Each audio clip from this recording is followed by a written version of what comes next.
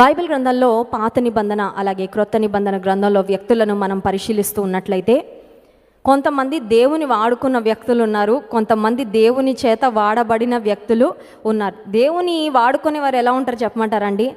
వారికి కేవలం ఏదైనా అవసరం వచ్చినప్పుడే దేవుడు గుర్తొస్తాడు.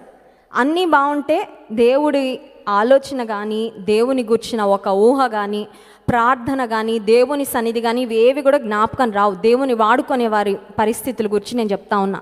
సో వారి పరిస్థితి ఎలా ఉంటుందంటే, కష్టం వచ్చినప్పుడు, దుఃఖం వచ్చినప్పుడు, ఒక ఇంపాసిబిలిటీ వచ్చినప్పుడు, ఇక నా వల్ల కాదు అనే పరిస్థితి వచ్చినప్పుడు అప్పుడు దేవుడు గుర్తొస్తాడు.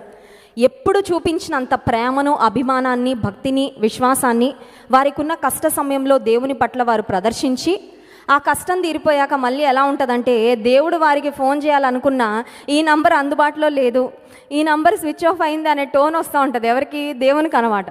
అంటే వారు దేవుడికి అందుబాటులో ఉండరు. దేవుడు మాట్లాడాలనుకున్నా, అనుదినం సహవాసం చేయాలనుకున్నా కూడా వారు దేవుని దరిదాపుల్లో ఉండరు అన్నమాట. దేవుని కొరకు వారి చెవులు తెరుచుకోరు, దేవుని కొరకు వారి హృదయాలు తెరుచుకోరు.